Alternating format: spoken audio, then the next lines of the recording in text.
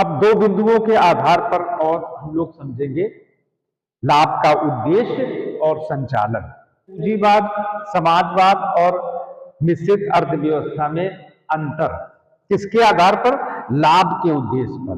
तो चूंकि पूंजीवाद की परिभाषा में ही हम लोगों ने पढ़ा था कि पूंजीवाद व्यक्तिगत लाभ के लिए संचालित की जाने वाली अर्थव्यवस्था है।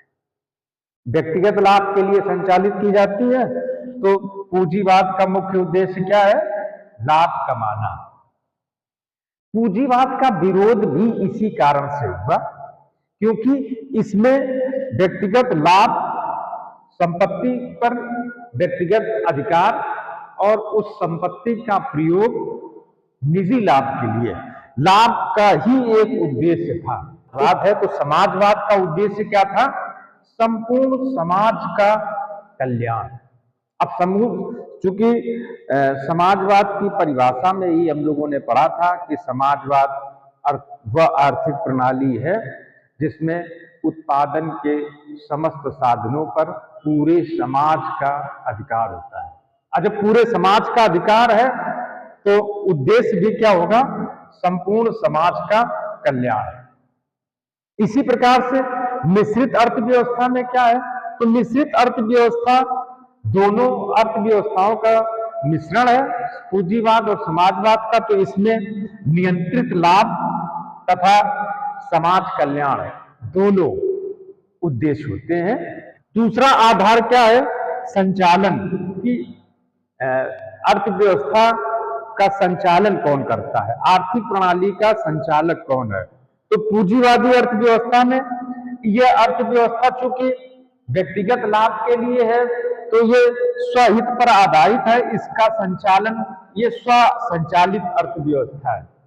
इसमें मूल तंत्र अर्थात मांग और पूर्ति की शक्तियां सक्रिय होती हैं। कीमत का निर्धारण मांग और पूर्ति के द्वारा। दूसरी क्या है? समाजवाद है। तो इसमें आर्थिक क्रियाओं का जो संचालन होता है वो किसके द्वारा होता है? तो एक केंद्रीय संस्था होती है, समाज, संपूर्ण समाज, साधनों पर उसका अधिकार होता है। तो संपूर्ण समाज इन साधनों के उपयोग या उनके किस प्रकार से कार्य करेंगे तो इसके लिए एक संस्था का निर्माण कर लेते हैं। अर्थव्यवस्था में क्या है? समाजवाद में इसमें एक संस्था के द्वारा संचालित की जाती है। अब इसमें मूल तंत्र जो होता है वो निष्क्रिय होता है। क्यों निष्क्रिय होता है? क्योंकि इस अर्थव्यवस्था में, समाजवाद में कीमतों का निर्धारण वही संस्था करती है, केंद्रीय संस्था करती है कीमतों का निर्धारण। लाभ का निर्धारण भी केंद्रीय सत्ताओं के द्वारा किया जाता है, एक संस्था के द्वारा किया जाता है। इस कारण से मूल तंत्र जो मांग पूर्ति की शक्तियां होती हैं वो निष्क्रिय होती हैं। इसी प्रकार से मिश्रित अर्थव्यवस्था में, तो इस अर्थव्यवस्था में चूंकि दोनों होते हैं, पूंजीवाद भी होता है, निजी क्षेत्र भी होता है, सरकारी क्षेत्र भी होता है, तो सीमित मात्रा में स्वसंचालित होती है।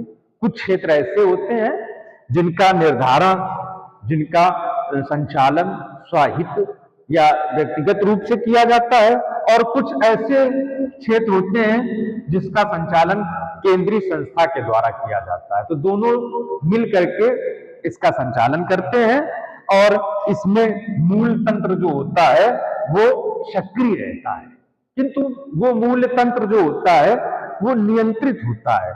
कुछ वस्तुओं की कीमतों का निर्धारण सरकार के द्वारा किया जाता है और कुछ वस्तुएं ऐसी होती हैं जिनका निर्धारण मांग और पूर्ति की शक्तियों के द्वारा होता है।